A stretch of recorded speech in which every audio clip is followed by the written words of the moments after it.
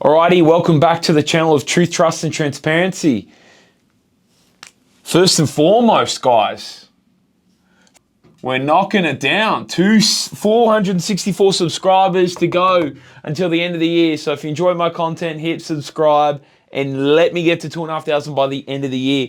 Today, again, I've been getting a ton of your messages asking for my 10 cents regarding your portfolios. Happy to give it as long as you and I both know, not financial advice. I'm not a financial advisor, don't have an AFSL, not a mortgage broker, not an accountant, but I like to be able to sort of break down things my way of thinking, showing you some things to consider, and then take that and use that when you speak to your professional licensed team. Now, today's video is someone who's asked me to call them Jeff. I won't name their name.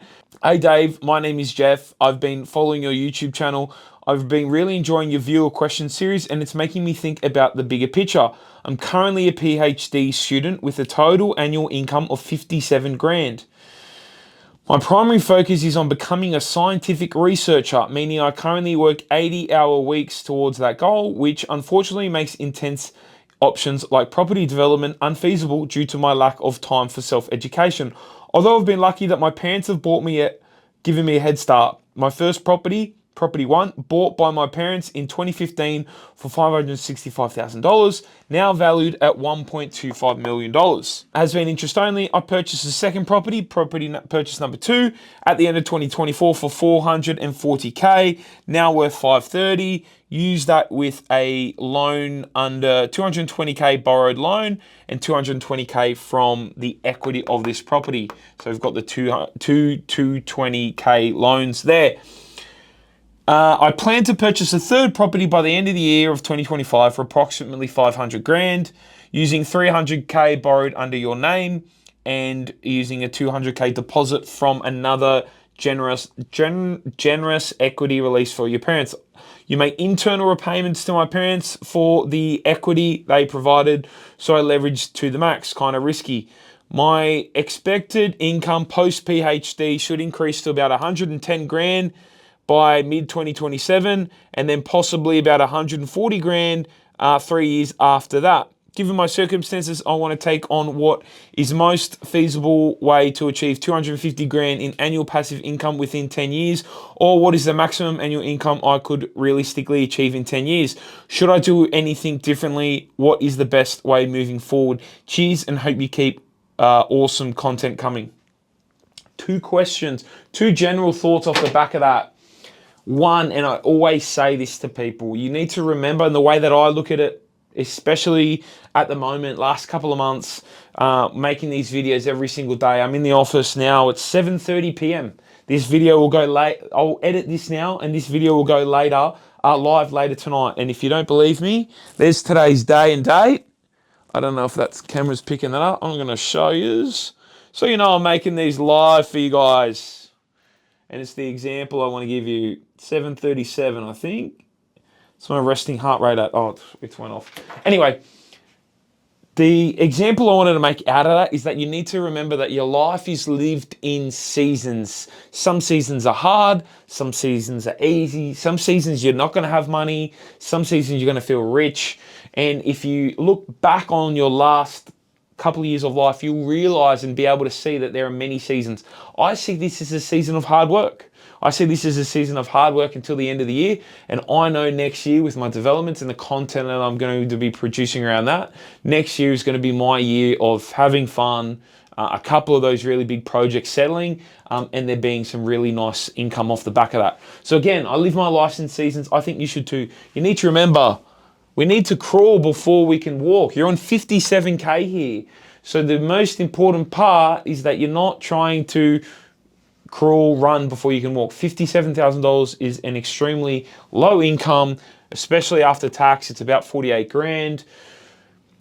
48 grand, that now you've got to survive off that. I don't know if your parents are still supporting you, if you've got to pay rent out of that, but it's not a lot of money at all. So we need to be very careful with how much rent or how much we're exposed to. And the banks will start to pick this up. And how I noticed this was when I started to do the numbers, I said 500K debt, 440 plus 440 plus an extra 300. I said I was like, you're $1.25 million in debt. Your income's 57 plus the rent across. The rent is, 30, 60, potentially 30, 60. Even if I do, let's just say if you bought that third investment property, and I say, let's just say this, rent is 35 grand, rent here is 31,000, and I say you buy in the rent here at 25 grand at a 500K purchase price, 5% yield, that's 91,000 on top of your $57,000 salary. Your total income here is $148,000. Now, if I want to see what type of multiplier you have, and remember, if you haven't, go back and look at my recent video on APRA. APRA is saying that they want to sort of clamp down and don't want banks to be lending too much of their loan book to people that have a debt to income ratio of more than 6 times. I'll go 1.245. I divide that by 148. That's not even taking into any rental shaving that the banks typically do. You have an 8.4x multiplier, which is extremely high. Now, that might look okay if I've got a big income, but apart from the rental income, you've got a very low income. So I spent some time about this. I thought about this. I thought about it some more. I asked our friend Jeff some questions, and it turned out that this particular property is actually in his parents' name. He instructs them on how to use that property and to get equity out for him, which is a phenomenally incredible, lucky opportunity. Not a lot of people have access to that. However, I couldn't really see you moving too further forward, even with 110 salary after you've bought this property and with this current debt amount. But what I sort of decided, and if we run back the numbers, we go 440 plus 300 grand. That's a lot easier, right? That's only 740. So that's only 740K. Cool. Here's what I'm thinking. I'm actually thinking, and again, not financial advice, but I'm thinking in 2027, once you've had that salary bump up, we actually sell IP1, this particular property here. The reason why is you need to free up a bit of cash so you can have deposits. If you don't, and as you can see here, I've used 20% deposits. They're still going to cost you 7 grand each. That's going to start to add up and start to hurt you. But the way that I've worked this out, and I've said, look, we need to build sustainably. I can't see you doing too much. And again, I'm not even a mortgage broker, but I can't just see you trying to scale this out, borrowing equity from your parents, and you say that you're going to pay them back that separately, and this is a 200K gift that you've got to pay them. Like, to be honest, it's a bit of a shit fight. So personally, what I would look to do, I'd sell IP1 in 2027 when my income bumps up, because that's when I'll be ready to go again, and that's when you have the borrowing capacity. Until then, after you get IP3 out of the way, because you've got that generous gift, I'd be saving up in the next 2 years, 2027 to 2028, to get IP4. I think you can get that under your belt, 400 grand. Let's do the quick numbers. 400K, you'd have that, you'd have 300K there, and you'd have 440 there. So you'd have 1.1 mil in debt. Income-wise, you've just jumped up to 110 plus 20 plus 50 plus 50,000 plus rent is here is $31,000. 191 income, 191K. So 1 divide that by 191. That's a 5.75 multiplier, down from 8.4. So it's a lot more palatable and it's a lot more possible when we do it like that. Now, let's talk about this property that we're selling, your parents' IP. We're going to sell that, right? 650K, 168K tax, 650 cost base, 168K tax. you walk away with about a 582K profit. Now, I've given you two options to consider, Jeff. The first, and another wake-up call, is coming to me on $57,000 and saying, I want to retire on 250 grand in 10 years. You need to wake up. You need to wake up. I'll be honest with you. Now, again, guys, I've got the property investment course, but I don't know you guys from a bar of soap. You're writing your questions. I'm going to be honest with you and tell you probably not what you want to hear, but what you need to hear. And that expectation is a little bit silly. It's a little bit too high. Because look, you're currently, in today's date, you're living on 57 grand and you're surviving. And you're going to go up to 110 and probably live and survive off that. Now, all of a sudden, you pluck out of the air, I only want to work for 10 years and then I want 250 grand. Need to pull that head in, pull those expectations down a little bit. But I said, anyway, let's run it. Give me two options. What can we do? So the option is, first option, when we sell that, we use 582K and we go out and we purchase 3 investment properties. Now, we're putting down very large deposits. We're putting down 20% deposits plus costs. On a $500,000 purchase, it's 100 grand, plus all my other costs, it's probably about $130,000 once I pay stamp duty and all my legals. 130 grand times it by 3 is 390K. We were coming out with 580, which means you can also got enough money to pay your parents back. We go boom, boom, boom. I tried to put in a 7th, but again, DTI, borrowing capacity and that stuff, I think that would be an issue for you moving forward, even with 20% deposits. So I said, let's go out and do 3. And what would happen if after I sold IP1, I just kept these 2, I bought another 3 with after selling IP1, and I held them for 10 years. And in 10 years' time, this is the option 2, 10 years' time, I went out and I sold everything to be sitting on a ball of cash to see what I can buy. Well, look, IP2, IP3, IP4, IP5, IP6. 2, 3, 4, 5, 6. I've quickly run the numbers. What they're all worth, around about $1 million, around 5 to 600K cost base, meaning we're profiting about anywhere between 4 to 500 grand. We're paying our tax and we're coming out of it clean. Now, once we do all that, remember, we've sold this property, we've paid the parents, we've got the parents off our back. Option 2, we'd come out after 10 years' time, we sell 5 properties, we'd come out with $1.735 million of cash after we have paid our tax. If we put that straight into a commercial property and we go, okay, commercial property, no debt at all, no mortgage whatsoever, 6.5% yield, we would be bringing in 112K. Or we could go one step further and test it out. We could use that as a deposit, for example, for a, and I'll just take a little bit off it. If we bought a 2.5 mil, 2.5 mil commercial, right? 2.5 mil commercial, if we went out and just wanted to actually have a bit of debt but buy a larger asset, 2.5 mil at a 7% yield would bring in 175K a year in rent. Now let's talk costs. Our costs would be 2.5, and I'm gonna minus, I won't minus the whole amount. I'll leave 135 grand in there for other costs. So if we take off, let's just say 1.6 mil, we'd have a 900K debt. At a 6% interest rate, it's going to cost us 54 grand, meaning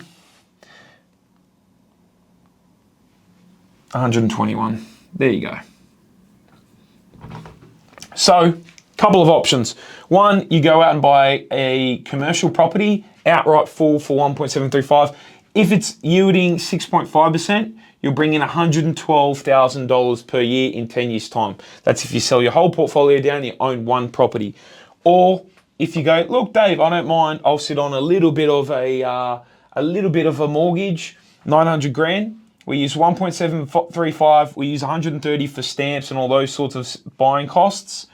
We sit on a 900 grand mortgage, a $2.5 million commercial yielding at say 7%. It's going to bring in 175K. our finance, our 900K at 6% interest rate will cost us 54 grand, meaning we'll be left with 121. So between 112, 121, there's about a 10K variance. Positives of that, you've also got the rental increase about 4% every year because it's commercial. Negatives of that, you've sold off your entire portfolio and now you've just got one property that you're relying on. Don't know your risk appetite, but that is the other option. Now, the first option that I went with, and I said, okay, well, what if we went out there, same 10 years time, this was the max amount of properties that we could purchase. How many could we sell down to pay off the debt? And this is where the issue is. If you've watched any of my other videos, you know that the best results come when we can hold for 2 full cycles. When we're only holding for 1 cycle, by the time you're looking at those selling costs, capital gains tax is 25%. You've also got 3% of selling costs. So call it 28%. You're paying almost a third of that away. Now, if these properties are going from, we're buying for 500, we've got about 100 grand worth of buying and selling costs, and then we've got to pay 30% of that. We don't get too much profit. And the issue with that is, okay, I look at this and I go, okay, well, if I kept the properties I bought last, and the reason I do that is because I want to sell the ones that I've owned for a longer period of time. If I kept the properties that I own last, how many properties would I have to sell? And how much sort of debt can I get my hands on? Well, let's work that out. So again, I said 1.75, don't need that much, but so here's the thing. If I only sold off 2, I would be left with 3 properties and I would be left with 750 grand. So I could pay off a property and a half. So it wouldn't really make sense if 10 years is your timeline. This is why I always say if you can hold for 2 full cycles, you'll see the full benefit of this. If it was holding for 2 full cycles, we sell 2, we'd have enough. But it didn't really stack up. So I said, okay, well, we need to sell 3 then. And when we sell 3, we'd be left with 430. Let's do the math. We'd be left with 434. So we're going to sell 1, 2, 3 in the order that we bought them, plus 325, plus 325, plus 325.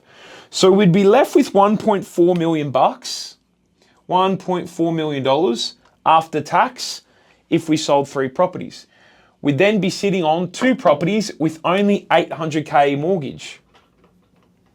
So this is where it sort of gets a little bit interesting. What we could then do is